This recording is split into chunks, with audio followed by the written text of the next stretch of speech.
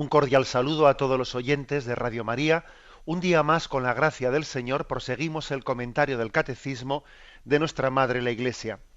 Queremos concluir hoy la explicación de la sexta petición del Padre Nuestro: no nos dejes caer en la tentación. Hemos dedicado unos programas y hoy concluimos con el punto 2849. Dice así: pues bien, este combate y esta victoria solo son posibles con la oración. Por medio de su oración, Jesús es vencedor del tentador desde el principio y en el último combate de su agonía. En esta petición a nuestro Padre, Cristo nos une a su combate y a su agonía. La vigilancia del corazón es recordada con insistencia en comunión con la suya. La vigilancia es guarda del corazón, y Jesús pide al Padre que nos guarde en su nombre.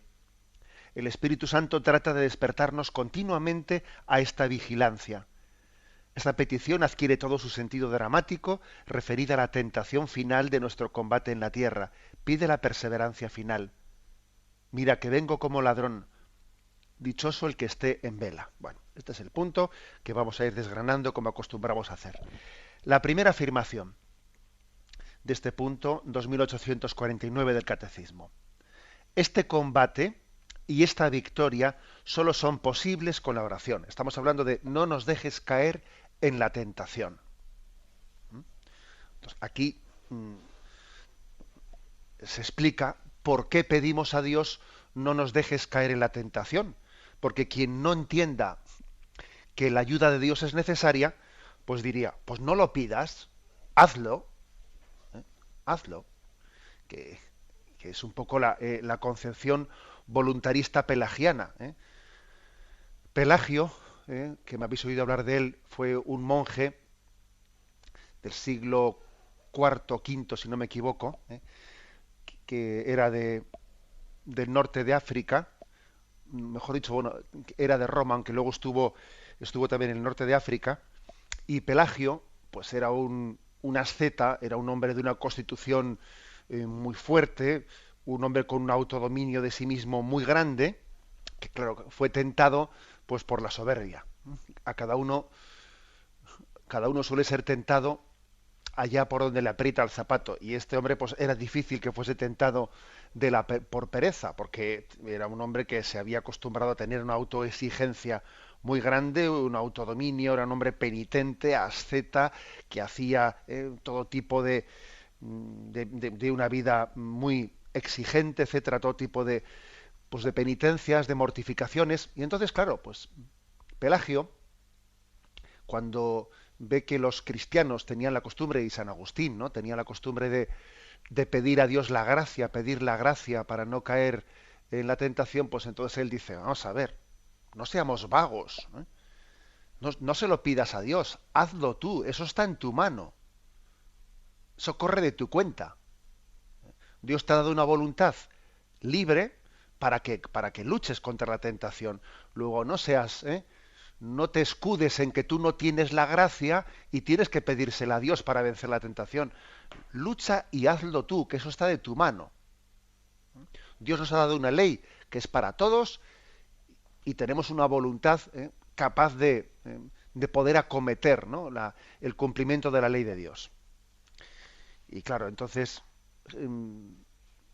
San Agustín, que es el que tiene la controversia principal contra Pelagio, le dice, tú invocas a Jesucristo como un buen ejemplo para que nosotros le imitemos, pero nosotros en Cristo no solo tenemos un ejemplo, sino que es que Él nos da la gracia también para luchar.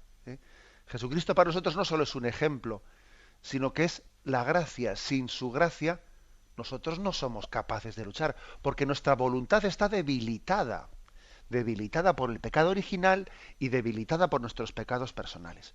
Es decir, que aquí es muy importante la doctrina referida al pecado original que claro, que nosotros no lo hemos recibido químicamente puro, sino que está ligado a nuestros pecados personales, ¿no?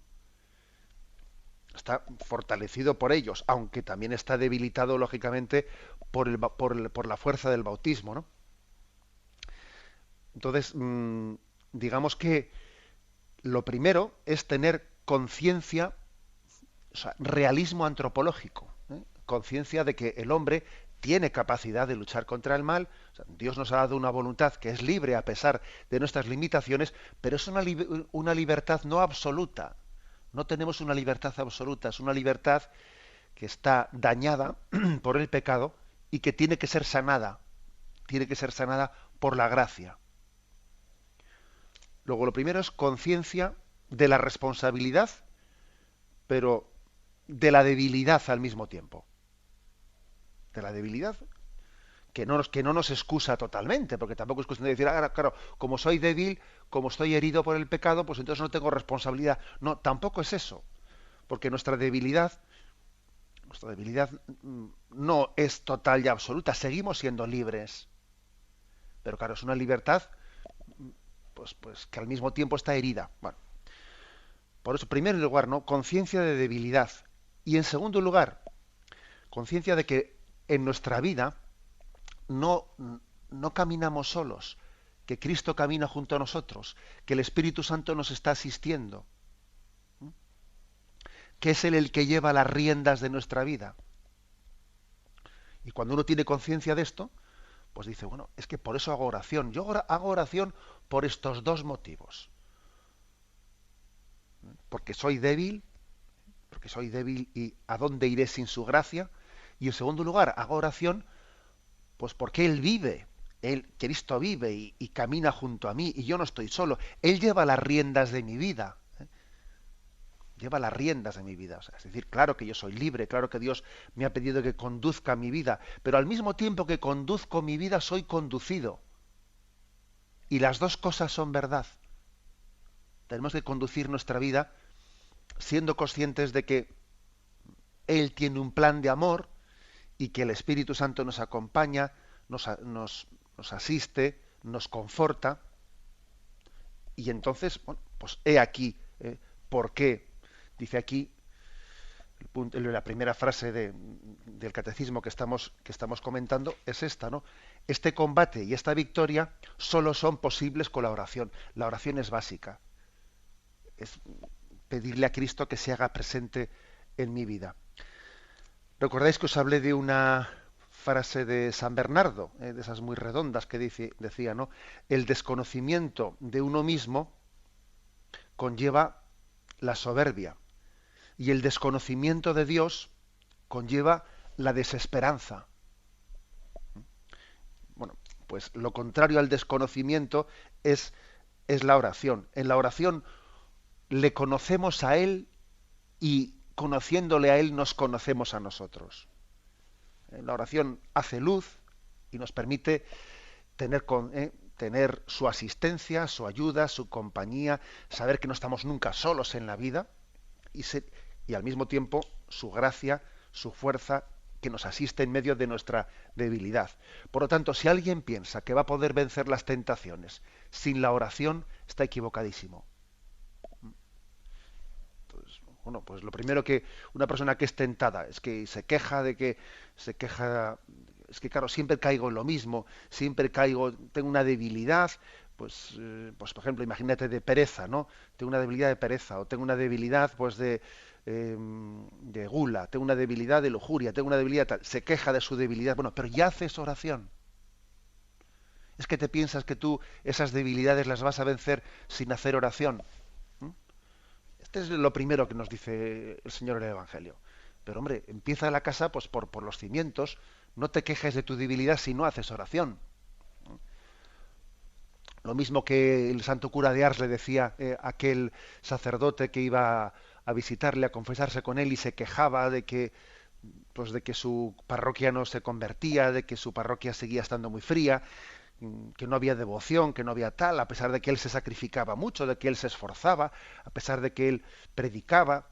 Y entonces, claro, el santo cura le dice, bueno, pero tú haces oración, ¿tú cuánto tiempo de oración haces? ¿Tú cuántas penitencias haces o sea, no te limites a quejarte, sino que pon remedio, pero remedio sobrenatural, ¿eh? No únicamente más esfuerzo, sino más oración.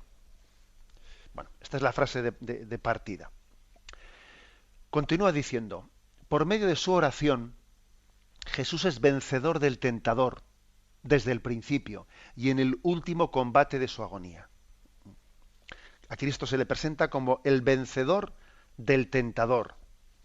Nosotros igual no nos damos cuenta de la trascendencia que tiene esto, pero fijaros como uno de los signos determinantes por el que sabemos, ¿no? Porque Cristo se manifiesta que el Mesías esperado ha llegado a ellos, son los exorcismos.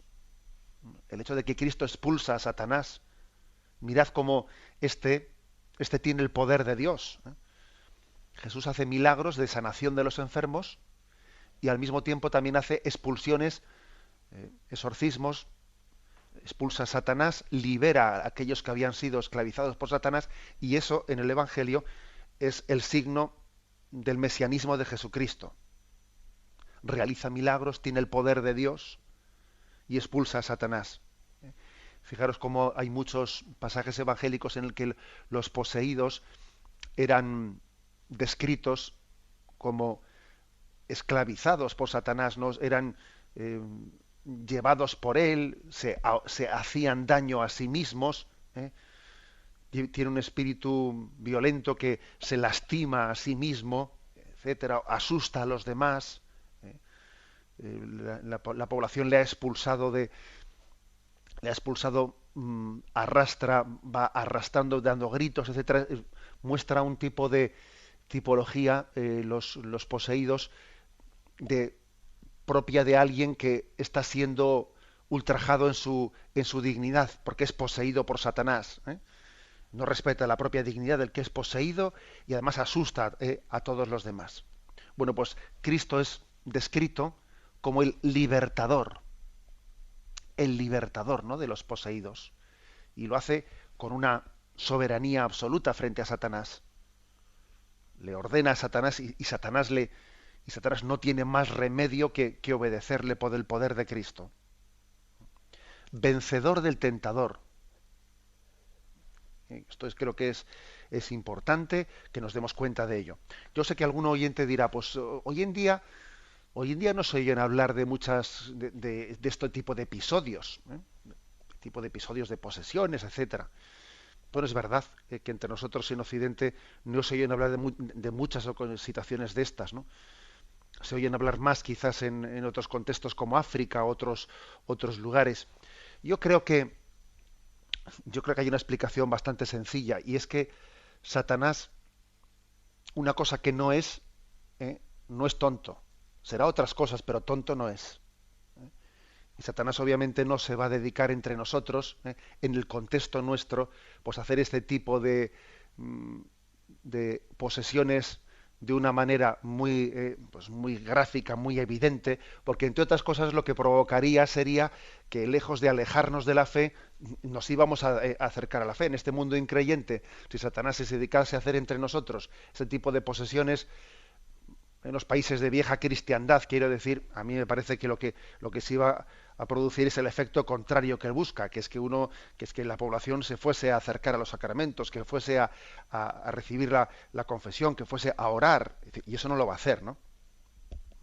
En todo caso lo hace en otros lugares como África, etcétera, donde lo que provoca es que pues la gente vuelva a los hechiceros y se aleje de la fe, de los sacramentos, ¿no? En otros lugares puede tener otro tipo de efecto, acercarse a las supersticiones, a los hechiceros. Entre nosotros, Satanás, que inteligente hay que reconocer que sí que es, ¿eh? Satanás obviamente, más que este tipo de posesiones espectaculares y cosas raras, Satanás lo que hace es tentarnos en la forma ordinaria, ¿eh? Tentarnos a través de un mundo que tiene un pensamiento que no es el de Dios, un mundo materialista, que solo piensa en el poder, que solo piensa en el dinero, que solo piensa en el placer. Lógicamente, por ahí es donde actúa, es su estrategia. Pero también en este tipo de estrategias, Cristo es libertador. O sea, Cristo no solo es libertador de las posesiones diabólicas, no. Cristo también es libertador de las tentaciones ordinarias con las que con las que Satanás nos acomete. Por eso, en este punto del catecismo se nos recuerda que Cristo fue vencedor de esas tentaciones desde el principio, y al mismo tiempo que expulsaba a los demonios en los exorcismos, también vencía las tentaciones, ¿eh? Por ejemplo, Mateo 4:11, allí se cuenta pues cómo Jesús fue al desierto y fue tentado, ¿eh? Y en el último versículo dice, entonces el diablo le deja porque no puede con él, porque no consigue que Jesús caiga en la tentación. Y he aquí que se acercaron unos ángeles y le servían. O por ejemplo, el otro episodio emblemático de la tentación, que es el de la agonía de Gesemaní, ¿eh? Que es Mateo 26, 36, 34. Entonces va Jesús con ellos a una propiedad llamada Gesemaní y dice a los discípulos, sentaos aquí mientras voy allá a orar. Y tomando consigo a Pedro y a los dos hijos de Zebedeo, comenzó a sentir tristeza y angustia. Entonces les dice, mi alma está triste hasta el punto de morir. Quedaos aquí y velad conmigo. Fijaros cómo Satanás tienta de una tristeza mortal, ¿eh? Es una tristeza mortal, una tristeza angustia, ¿no? Cayó rostro en tierra y suplicaba así, Padre mío, si es posible, que pase de mí este cáliz, pero que no se haga como yo quiero, sino como tú quieres. Viene entonces donde los discípulos y los encuentra dormidos, y dice a Pedro, ¿no habéis podido velar conmigo ni una hora? Velad y orad para que no caigáis en la tentación. El espíritu está pronto, pero la carne es débil. Y alojándose de nuevo, oraba diciendo, ¿eh? Es decir, que Cristo nos ha enseñado desde el primer momento de su vida, porque es que según el Evangelio de Mateo, después de haber sido bautizado en el río Jordán, después de el inicio, ¿no? Inmediatamente al comienzo del inicio de su ministerio, va al desierto para ser tentado. Y al final de su vida también, en Gesemaní, vuelve a ser tentado. Lo cual quiere decir que nuestra vida, desde el principio hasta el final, está envuelta en el misterio de la tentación, ¿no? Y no hay, como se suele decir, un territorio libre de tentaciones, ¿no? Uno dice, no, mira, pues es que podríamos decir que en la vida hay épocas de tentaciones. No, es que siempre podemos ser tentados. O hay territorios en los que solemos ser tentados. No, mira, uno puede ser tentado hasta dentro de un convento de clausura. Claro que puede ser tentado. Preguntárselo, ¿no?, a las almas contemplativas. Uno puede ser tentado incluso hasta en el momento que está dentro de la iglesia. Claro que puede ser tentado. O sea, no hay territorio libre de tentación. No hay tiempo libre de tentación. Desde el primer momento de su vida hasta el último momento de su vida, Cristo afrontó las tentaciones y en ello, ¿no?, siendo vencedor del tentador, en ello nos liberó, ¿eh? Yo creo que una manera muy, muy hermosa y muy real, ¿no?, de invocar a Jesucristo es invocarle como nuestro libertador. Cristo mi libertador, ¿no?, que me libera de las esclavitudes y que me ayuda a vencer las tentaciones.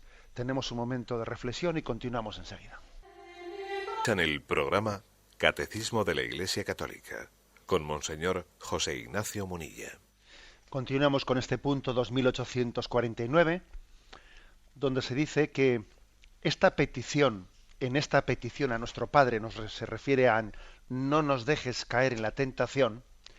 En esta petición, Cristo nos une a su combate y a su agonía. Esto es un misterio porque nosotros difícilmente llegaremos a entender, hasta que no lo veamos en él, en el cielo, en la visión beatífica, hasta qué punto Cristo se ha unido a nosotros. La encarnación no solo es que Cristo ha asumido, ¿no?, pues una carne humana, una condición humana para él, no, sino la encarnación supone que todos nosotros, que toda la humanidad, ha sido asumida de alguna forma por Jesucristo.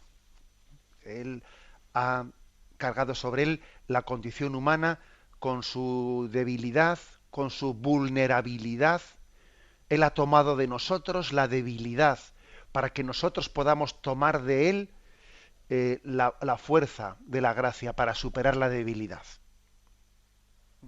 Esto es algo que es un misterio que afirmamos sin entender muy bien el cómo, porque alguno dice, bueno, ¿y eso cómo es, no? ¿Y de qué manera tiene lugar eso de que Jesucristo asuma nuestra debilidad para que nosotros tomemos de él su fortaleza. Pues mira, es que hay cosas que nosotros no tenemos la capacidad de explicar el cómo, pero sí podemos afirmar el qué, aunque el cómo sea un misterio que nos supere. ¿No? Pero sí lo afirmamos claramente, ¿no? La fe católica afirma que Cristo, en su encarnación, al asumir la condición humana, ha sido tentado, ¿sí? Y todos nosotros estábamos siendo tentados en él.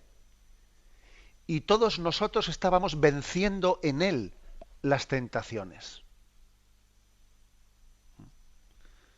Es como si él hubiese querido sentir, asumir todas las tentaciones que la humanidad ha tenido. En esas tentaciones de Jesús en el desierto, en esas 3 tentaciones, me lo habéis oído explicar en alguna ocasión, están como resumidas las tentaciones de toda la humanidad. Recordáis que explicamos en una ocasión que incluso Dostoyevsky, hablando de ese pasaje del Evangelio, dice que en las 3 tentaciones de Jesucristo están resumidas como las 3 P's, las 3 P's, las tentaciones de toda la humanidad, la P del placer, la P del prestigio y la P del poseer, las 3 P's. El placer, cuando le dice, haz que estas piedras se conviertan en pan, porque tú estás ayunando y obviamente lo que quieres es romper el ayuno y dar rienda suelta a lo que te pide tu carne, que en este momento es comer y es beber, ¿no? La tentación del placer. La tentación del prestigio o del poder, si queréis, ¿no? Que es cuando le dice, tírate del pináculo del templo y que tus ángeles te cojan y entres en Jerusalén bajado por las manos de los ángeles. Fíjate tú, si no hubiese entrado Jesucristo pues como un auténtico triunfador bajado del cielo, cogido por sus ángeles, ¿no? En vez de entrar montado en un borrico humildemente. Es la tentación del prestigio, del poder, que Cristo también rechaza. Y la tentación del poseer. Todas estas riquezas te daré, todos estos reinos te daré si postrado me adoras. Todas nuestras tentaciones han estado presentes en estas 3 tentaciones que sufrió Jesucristo. La tentación del placer, la tentación del poder o del prestigio, y la tentación del poseer o del materialismo, ¿no? Y también su victoria es para todos nosotros. Hay como es llegar al máximo la encarnación, la unión con nosotros. Cuando Cristo toma de nosotros nuestra debilidad para tomar nosotros de él su fortaleza. Bien, dice aquí, nos une a su combate, nos une a su agonía, nos une a su victoria, lógicamente. Y continúa, aquí hay un pasaje al que se nos remite, es el pasaje, el punto 540, que es interesante. Dice, la tentación de Jesús manifiesta la manera que tiene de ser Mesías, el Hijo de Dios, en oposición a lo que le propone Satanás y a lo que los hombres le quieren atribuir. Es por eso por lo que Jesús venció al tentador a favor nuestro. Es curioso esta expresión, ¿eh? Jesús venció al tentador a favor nuestro. Pues no tenemos un sumo sacerdote que no pueda compadecerse de nuestras flaquezas, sino probado en todo igual que nosotros, excepto en el pecado. Me quedo yo con esa expresión, ¿eh? Cristo ha vencido al tentador a favor nuestro. Es decir, que su victoria no queda aislada, ¿no? Sino si tú te unes a su victoria, participas de ella. Participas de ella. Eso es como cuando uno forma parte de un equipo de fútbol, hay uno que mete el gol. Bien, vale, él mete el gol, pero es un gol a favor de todos los del equipo. Entonces decimos, hemos ganado. Pero no se dice, ha ganado el que ha metido el gol. No, el equipo ha ganado. Entonces Cristo nos ha hecho partícipes de su victoria. La ha vencido a favor nuestro. Bueno, continúa diciendo, la vigilancia del corazón es recordada con insistencia en comunión con la suya. Esta es otra afirmación que da un paso más. Jesús nos pide que tengamos vigilancia del corazón. A ver qué significa, ¿no?, esa expresión, que es muy gráfica, o sea, estar vigilantes. Saber que el centinela, tiene el deber de estar cuidando de todos los que están durmiendo. Y los otros tienen derecho, ¿no?, a dormir tranquilos porque saben que está el vigilante cuidando de ellos. Bueno, pues así en nosotros tiene que haber una parte de nuestro ser que repose tranquila, porque hay otra parte que está vigilando. Las dos dimensiones, fijaros bien, forman parte de la vida espiritual. Podéis encontrar pasajes en los que se nos llama a descansar tranquilos, abandonarnos en manos del Padre porque estamos cuidados por Él. Dios lo da a sus amigos mientras duermen, ¿no? O sea, hay pasajes bíblicos que nos invitan a dormir y a descansar abandonados en Dios que cuida de nosotros, y hay otros pasajes que no son contradictorios, ni mucho menos, que nos invitan a vigilar, a estar en vela, a no dormir, porque no sabemos en qué momento vendrá el tentador, vendrá el enemigo. Y las dos cosas son ciertas, ¿eh? Es decir, que tenemos que descansar tranquilos, porque al mismo tiempo tenemos que estar vigilantes y en vela. Es frecuente que en los evangelios haya pasajes que pueden equivocadamente parecer contradictorios y son verdaderamente complementarios. Bueno, vigilancia del corazón. Se nos remite aquí en el punto del catecismo algunos textos. Por ejemplo, Marcos 13, 9,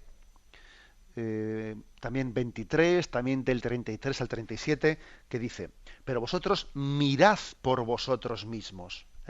Curiosa esta expresión, ¿eh? Oye, cuida de ti mismo, mira por ti mismo. Os entregarán a los tribunales, seréis azotados en las sinagogas y compareceréis ante gobernadores y reyes por mi causa, para que deis testimonio. Vosotros, pues, estáis sobre aviso. Mirad que os lo he predicho todo. Mirad por vosotros mismos, estad sobre aviso. Estad atentos y vigilad, porque ignoráis cuándo será el momento. Al igual que un hombre que se ausenta deja su casa, da atribuciones a sus siervos, a cada uno su trabajo, y ordena al portero que vele al portero. Velad, por tanto, ya que no sabéis cuándo viene el dueño de la casa, si al atardecer o a medianoche o al cantar del gallo o de madrugada, no sea que llegue de improviso y os encuentre dormidos. Lo que a vosotros os digo, a todos se lo digo, velad. Bueno, estos textos los ofrece el catecismo para explicar qué significa esto de la vigilancia del corazón. O sea, no se puede estar dormido, no se puede ser inconsciente de que la tentación existe y que el demonio no suele estar en paro. En paro, desde luego, no está. Entonces, no, angustiados no nos dice que vivamos angustiados, nos dice que vivamos en vela, que estemos vigilantes, que estemos atentos. Y lo explica un poco más. La vigilancia es guarda del corazón. Y Jesús pide al Padre que nos guarde en su nombre. Bueno, es decir que Jesús le ha pedido al Padre que seamos guardados, pero eso no quita que no tenga que participar nuestra libertad también de ese cuidado de saber guardarnos, saber guardar el corazón. Pues en la tradición monástica y en la tradición religiosa esto se ha atendido de muchas maneras, ¿no? A ver, ¿cómo tengo que guardar mi corazón? Pues hombre, pues yo no voy a estar atento, no voy a estar enfrascado en todo tipo de vanidades, de frivolidades, porque si estoy enfrascado en montones de frivolidades, no guardo mi corazón. Pues por ejemplo, ¿no? Uno dice, pues mira, a mí me gustan todos los chismes y todas las cosas. Pues mira, tú no estás guardando tu corazón, tienes tu corazón absolutamente atento a frivolidades, ¿no? O sea, ¿uno cómo guarda su corazón? Guardar el corazón, por ejemplo, quiere decir prepararse para las cosas santas, saber buscar momentos de silencio, momentos de recogimiento, guardar el corazón, ¿no? Por ejemplo, yo qué sé, fijaros detalles que nosotros pues a veces hemos perdido la conciencia de dónde han partido. El hecho de que la tradición litúrgica haya pedido, ¿no? Y hoy también lo pide, aunque sea de una forma mínima, el ayuno antes de comulgar. Pues, eso tenía y tiene pues un sentido de decir, voy a guardar mi corazón antes de comulgar, no voy a estar, pues yo qué sé, pegándome un banquete y acto seguido cojo y comulgo. O sea, voy a tener conciencia de que voy a recibir una cosa santa. ¿Mm? O lo mismo, pues si yo voy a hacer un rato de oración y estoy aquí viendo pues una tontería en televisión, no estoy guardando mi corazón. Luego voy a ir a la oración y voy a estar pensando todas las tonterías que he estado viendo en la televisión. Bueno, guardar mi corazón. Guardar mi corazón también de situaciones de tentación, porque yo veo que en este determinado ambiente, determinado tal, mi corazón va a ser fácilmente tentado. Pues guárdalo, guárdalo. A nadie se le ocurre tener, ¿eh? Pues imaginemos una cosa, ¿no? Si a ti te dicen que vas a pasar por un barrio en el que están todos, hay un montón de ladrones que te tiran del bolso, etcétera, a nadie se le ocurre pasar por ese barrio con un bolso ahí, pues en plan llamativo, y dándole vueltitas al bolso. No, a nadie se le ocurriría hacer eso porque dice, salgo de este callejón sin bolso y desplumado, vamos, ¿no? Y desplumada. Bueno, si somos conscientes de que pasando por un sitio tengo que guardar pues unas joyas o un bolso, ¿cuánto más tengo que guardarme yo? Guardar el corazón, ¿eh? O sea, preservarlo de situaciones de tentación. Uno dice, pues mira, yo sé que si me meto en este tipo de cine me hace daño. Hay un tipo de cine, de televisión, de situaciones en las que, o amistades, que yo veo que mi corazón es que es casi como pasar una joya por un callejón lleno de ladrones que me lo van a arrancar el collar seguro. Bueno, pues guarda tu corazón, que vale mucho más que esas joyas, que vale mucho más que ese bolso. ¿Mm? Guardarlo en el sentido externo e interno, ¿eh? El Espíritu Santo trata de despertarnos continuamente a esta vigilancia. Aquí vienen unos textos que dicen, velad, manteneos firmes en la fe, sed hombres, sed fuertes. Colosenses 4:2. Sed perseverantes en la oración, velando en ella con acción de gracias. Primera Tesalonicenses 5:6. Así pues, no durmamos como los demás, sino velemos y seamos sobrios. Primera Pedro 5:8. Sed sobrios y velad. Vuestro adversario el diablo ronda como león rugiente, buscando a quien devorar. Resistidle firmes en la fe, sabiendo que vuestros hermanos que están en el mundo soportan los mismos sufrimientos. Todo ahí dice, el Espíritu Santo trata de despertarnos, de suscitar en nosotros esta actitud de vigilancia. Es curioso que aquí insiste en este velad, dicen varias veces, sed sobrios y velad. ¿Por qué une la sobriedad a estar siempre en vela? Pues por el hecho de que quien no es sobrio, quien no es austero, quien está pues, lleno de ilusiones, de materialismos y de cosas, de que ahora me compro esto, luego me compro lo otro, quien tiene un montón de ilusiones materialistas, es muy difícil que esté en vela. No, porque no está en vela, su atención está a otra cosa. Tiene demasiadas cosas que guardar, que buscar, que pretender para estar en vela ante las tentaciones. No está demasiado ocupado. Demasiado ocupado para pensar en Dios, demasiado ocupado para afrontar las tentaciones. Luego, está ligado el estar en vela a una forma austera, pobre y sobria de vivir. O sea, tener lo necesario. Y así, de esa manera, no tengo puesto el corazón en eso. Porque mira, si tengo puesto el corazón en montones de cosas, ya te digo que no voy a estar atento a lo que debería de estar atento. Mi dinero, mis cosas, mi prestigio, mi poder. Bueno, para rato voy a estar yo atento a las tentaciones con todos esos líos. Casi en esas tentaciones me vienen, ¿no? Me viene, mejor dicho, en todos esos líos en los que yo tengo implicado mi corazón, me vienen las tentaciones. Lo cual no quiere decir que que entonces el ideal cristiano sea salirse del mundo para no tener tentaciones, no, porque entre otras cosas, la sorpresa del ermitaño es que también él tiene tentaciones. No se trata de salirse del mundo, sino vivir donde Dios nos haya plantado a cada uno, pero fijaros, vivir en el mundo sin ser del mundo, es decir, teniendo el corazón libre, para poder afrontar las tentaciones.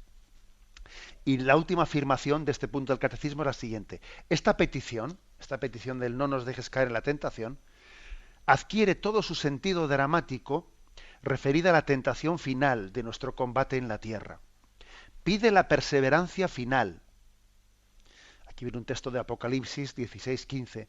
Mirad que vengo como ladrón, dichoso el que esté en vela. Lo que afirma finalmente este punto del catecismo es que no nos dejes caer en la tentación sirve para toda la vida, pero especialmente para el momento final de la vida. Para la tentación final. La tentación final. Pidiendo la perseverancia final. ¿Existe una tentación final? Pues sí, en la vida de Jesucristo lo vemos. En la vida de Jesucristo vemos que en el último momento de su vida pues es tentado de desesperación, es tentado en Gesemaní. ¿Y de qué te sirve lo que vas a hacer? ¿Vas a entregar tu vida? ¿Y cuántos te lo van a apreciar?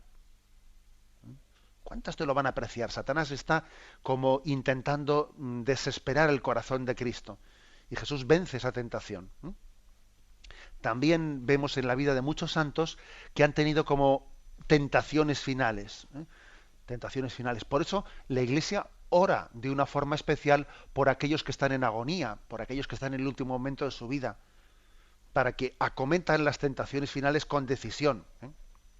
La verdad es que os podéis imaginar que no hay mejor manera de superar las tentaciones finales que superar las tentaciones de este momento. El que lucha contra la tentación en este momento se entrena para vencer la tentación de último momento. O sea, eso es así. Y desde luego el que no haya luchado nunca contra las tentaciones, pues la verdad es que va a ser difícil que en el último momento de su vida tenga la capacidad de vencer las tentaciones. Una de las gracias principales, ¿no?, que pide un cristiano, por no decir la principal, es la perseverancia final. Así lo llama aquí. Pide la perseverancia final. Señor, que te sea fiel en tu seguimiento hasta el final de mi vida. Que no sea hoy sí y mañana me he cansado. Que esto ocurre mucho en nuestra vida, ¿no? La falta de perseverancia, de constancia. Señor, que yo sea perseverante hasta el final. Que las tentaciones últimas que pueda tener en mi vida sea fiel. Y hay que decir que esto es un don, es una gracia. Es una gracia. ¿Por qué? Porque una cosa es que el hombre tenga unas facultades naturales capaces de luchar y de vencer incluso tentaciones, pues en el momento presente, ¿no? Pero o en determinados momentos puntuales de su vida. Pero claro, vencer las tentaciones siempre y hasta el final y en todo, eso es algo que supera nuestra capacidad humana, y por eso pedimos la gracia de la perseverancia final. Eso es algo que decía Santo Tomás de Aquino en su Suma Teológica. Él dice: el hombre tiene una capacidad natural de cumplir algunos de los mandamientos durante un cierto tiempo, pero cumplir todos los mandamientos y durante toda nuestra vida hasta el final, esa es una gracia que tenemos que pedir porque supera nuestra mera capacidad humana. Pedimos, por lo tanto, la perseverancia final. Y concluye el catecismo con este versículo del libro del Apocalipsis. Mira que vengo como ladrón, dichoso el que esté en vela.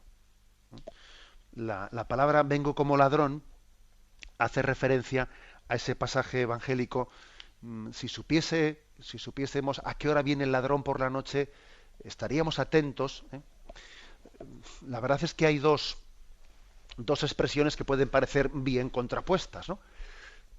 Hay un pasaje como este que hemos dicho, en el que se describe la muerte como la llegada de un ladrón que no se sabe a qué hora llega, pero también está el pasaje de las 10 vírgenes, de las doncellas que esperan la llegada del esposo. Y unas se habían quedado sin aceite y otras habían cuidado de tener aceite para la llegada del esposo. Entonces, vamos a ver, ¿no? Entonces, ¿cómo describimos la muerte? ¿Como la llegada de un ladrón o la llegada del esposo? Porque fíjate que son dos imágenes bien distintas. Las dos imágenes son ciertas. Cristo es el esposo. Luego la muerte es la llegada del esposo. Fíjate, esta vida es un noviazgo que termina en boda. Y la boda definitiva se presenta el momento de la muerte. Hemos tenido distintos esposorios con Jesucristo, ¿no? El primer esposorio con Jesucristo es el bautismo, ¿eh? Pero el último esposorio será el de la muerte, el del momento del encuentro con Él. O sea que tenemos que esperar a Cristo como esposo, ¿eh? Pero al mismo tiempo es ladrón en el sentido de que no sabemos cuándo va a llegar, ¿eh? Que es imprevisible. Y en este sentido pues es el que se insiste: velad, vivid en sobriedad, atentos a su llegada, teniendo lámpara suficiente teniendo aceite suficiente en la lámpara, y pidiendo en todo momento la gracia de la perseverancia final para vencer las tentaciones. Bien, hemos concluido este apartado, que es un apartado de 4 puntos que explicaba el no nos dejes caer en la tentación, y pasaremos el próximo día a la última petición del Padre Nuestro: y líbranos del mal. Damos paso a la intervención de los oyentes. Podéis llamar para formular vuestras preguntas al teléfono 917 107 700. 917 100. Hola, buenos días, monseñor. Mire, soy Ángel de Madrid. Adelante, Ángel. Entonces era como una pregunta, no tiene mucho que ver con lo de hoy, pero es que es un problema personal de mi padre. Se encuentra con una enfermedad muy grave. Entonces, pues yo estuve hablando con mi madre con respecto al sacramento de la unción de enfermos. Y bueno, pues mi madre se puso al principio reacia y porque claro, no quería admitir, y claro, ve mi padre y dice: ¿cómo va a ir el sacerdote allí? ¿Qué va a pensar tu padre y tal? Bueno, pues total, que yo la convencí y fuimos al párroco, que precisamente era conocido de mi madre, eran paisanos y eso. Y entonces pues sí, quedó el párroco en que iba a acercarse y le iba a dar la unción y tal, y bueno, para que no fuera un trauma para él, y pues claro, porque el encontrarse en ese estado y ver, y él no sabe la gravedad que tiene, ni mucho menos. Bueno, pues hubo un malentendido y entre las horas y tal, y total, que no pudo, al final no fue, y le ingresaron al día siguiente a mi padre, y ayer precisamente le operaron, y entonces pues no pudieron darle. Entonces yo en la operación pues ya le han dicho que es muy grave la cosa y que es cuestión de semanas. Entonces yo la duda que tengo, porque claro, yo no quiero actuar por mi cuenta. Mi madre, ayer le dije, mira, yo creo que a papá habrá que darle no sé si en este caso ya la unción o la extremunción, porque tampoco sé mucho de lo que necesita. Y entonces pues yo me subí a la capilla del hospital y no me atreví tampoco a hablar por mi cuenta o con el capellán, porque yo creo que más bien es cosa de mi madre, porque no quiere ni oír hablar. Dice: ¿cómo se va a presentar un sacerdote que tu padre? ¿Qué es lo que va a pensar, no? Entonces pues yo, monseñor, pues me gustaría que usted me aconsejara lo que tengo que hacer, y en este caso pues tampoco sé mucho sobre el catecismo, llevo yendo a Radio María desde hace poco y bueno, pues quiero que me pudiera aconsejar sobre este tema, porque estoy la verdad un poco angustiado. De acuerdo.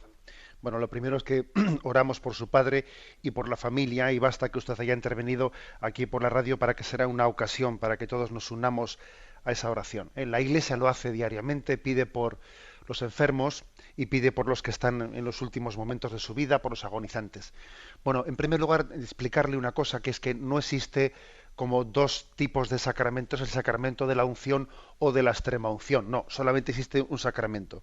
Que sí que es verdad que conviene recibirlo pues cuando el enfermo tenga, si es posible, pues una mayor capacidad de poder estar atento a recibirlo, pero incluso puede ser también recibido cuando él, incluso si estando en el hospital, incluso aun estando en coma podría recibirlo.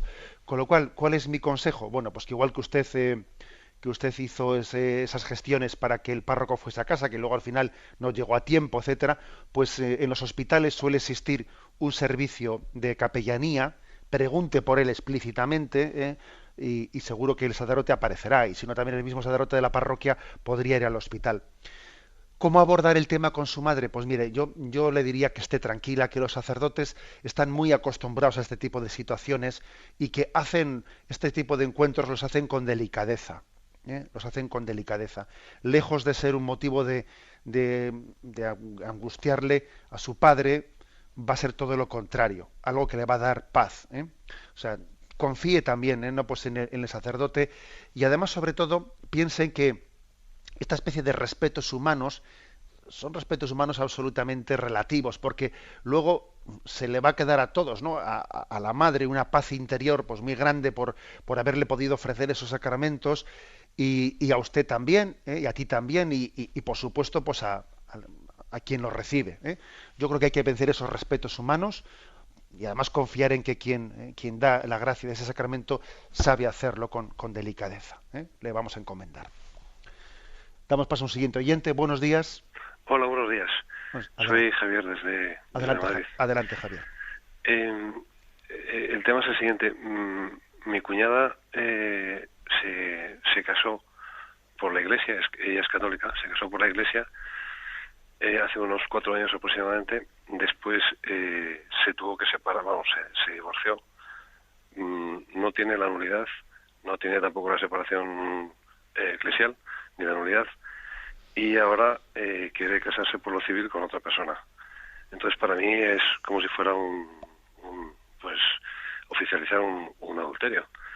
Y lo que ella me ha invitado a la boda, lo que me preguntaba es si debo ir o no debo ir, y qué es lo que usted me aconseja al respecto. De acuerdo. Pues si este caso que usted pregunta es un caso que solemos recibir con frecuencia, ese tipo de consultas. Yo siempre he dado la siguiente respuesta.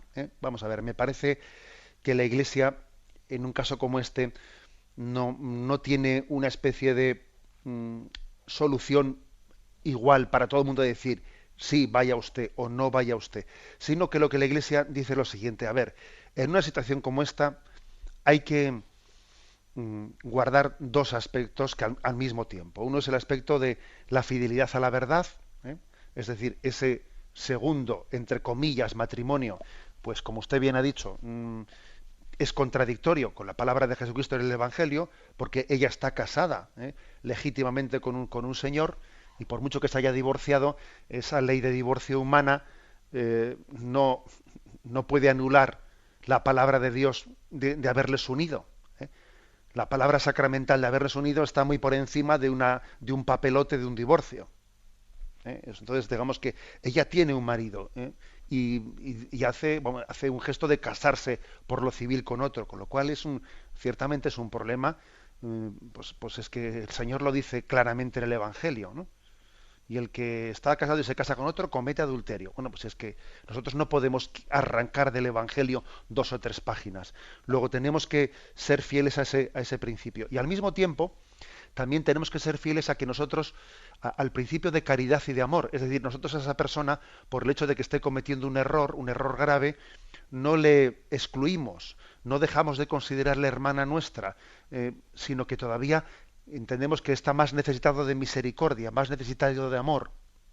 Luego también es importante que en la manera de hacer las cosas las hagamos de una manera en la que con esa persona no rompamos el vínculo de caridad y de comunión que tenemos que tener, porque si por ser cristiano yo le voy a ofender a esa persona y lo voy a hacer de una manera en la que me va a impedir seguir haciendo el apostolado con ella, mal vamos, ¿eh? Entonces hay que guardar la fidelidad a la verdad y a la caridad.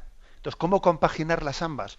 Pues yo creo que cada uno tiene que ver en su caso concreto si él tiene un tipo de confianza suficiente para hablar con esa persona y hacerle entender que, mira, yo, ya sabes cómo pienso, sabes que a mí vas a tener mi apoyo y mi amor incondicional, pero sabes que por otra parte, pues yo no puedo ver con buenos ojos un matrimonio con alguien distinto al de tu marido.